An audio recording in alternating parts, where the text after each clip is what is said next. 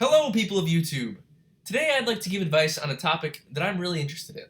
So if any of you have a wanderlust deep in your heart and want to go travel the world as much as possible, but haven't yet acted upon your desires, then I may have some useful information for you. So here is my top 5 essential tips for all beginner backpackers. Number 1. Choose the right backpack. Now this one may seem obvious, but you'd be surprised how many people choose a backpack that's too big for them, me included. When you're starting off, your first instinct might be the bigger the better, but this is not true. A bigger backpack makes you feel like you should pack more, which in turn makes your backpack heavier and more cumbersome. The more stuff you have, the more difficulty you have moving. Trust me, I know firsthand. This is my first backpack. It's a High Sierra Appalachian 75, and as you can see, it's pretty big. And as you can see, I'm not. This thing's not even full, and when it was, it hurt to carry around. A lot. I'm not going to go into the specifics of how to choose the right backpack in this video, but here are some things to keep in mind. A bigger backpack will be good for a bigger person who can handle the extra weights, and it'll also be good for a trip between 5 and 10 days where you're going to need to carry some extra gear. And a smaller backpack is good for a smaller person, but that'll also be good for a longer trip where each day you're traveling long distances and you need to carry as little as possible to conserve your energy. These two backpacks have a 20-liter difference in capacity. That might not sound like a lot, but when it's full, it is. I could dedicate a whole video about how to choose the right backpack. And I probably will. But for now, I'll move on. Number 2. Only pack what you need. Once you have the right size backpack, don't fill it.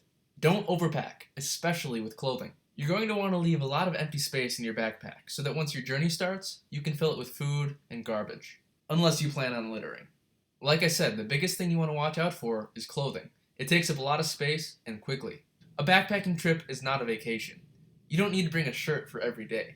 You might not even want to bring 3 shirts. I didn't on my last adventure. Which shirt to choose from? The one that smells like sweat, the one that smells like sweat, or the one that smells like sweat? Preferably, you'll be going to a place with a fairly consistent climate. It's easier to pack that way. So you can bring 1 pair of shorts, 2 pairs of shirts, a light jacket, 3 pairs of socks, and 3 pairs of underwear. Or better yet, invest in a single pair of travel underwear and you won't have to wash them for weeks. After a few trips, you'll realize it's better to be smelly than to not have enough room for food or to be overburdened. And if you're doing a lot of hiking, you're going to get smelly anyway. Don't bring a tent if you're not sure that you're going to need one, like if you'll be using hostels or couchsurfing.org. If you're planning on camping in the wilderness, that's a different story. And depending on where you are, you might not even need a tent. A hammock might serve you just fine. And the same thing goes for sleeping bags. Don't bring one if you don't need one. These things take up a lot of space. Number 3. Ask for and accept help. If you're like me and don't plan out every day before leaving, it's more fun that way. Then you might find yourself not knowing where to sleep or where to go next. This is where the kindness of strangers really comes in handy. Rather than spending money that you could save for food on a hostel, you could try asking someone if you can stay at their house for a night, or use couchsurfing.org. You might think this sounds dangerous, but it saves money and it usually provides opportunity for interesting things to happen. Besides, what's an adventure without a little danger? Hitchhiking is illegal in many places, technically, but it works. Instead of spending money on a bus ride, just walk along the road. Somebody's going to stop and offer you a ride. And make sure to stay unplugged. Listening to music can be a great way to make a long hike feel more like an adventure, but people are far less likely to pick you up this way. Number 4. Don't plan too much. Your plans shouldn't be set in stone. As I said earlier, it's not a vacation. A good traveler has no fixed plans and is not intent on arriving. Sorry about that. If you need to make it to the station to catch your train to Belgium that you booked 7 weeks before even leaving on your adventure, then what do you say to your new friends from Nice that want to show you the best island in the northern Mediterranean? You say no. Or you say yes and waste all that money you spent for the train. With set plans, you miss out on the spontaneity of life. Having set plans can feel comforting and reassuring, but it's better to learn to be adaptable. It's better to get used to making split-second decisions.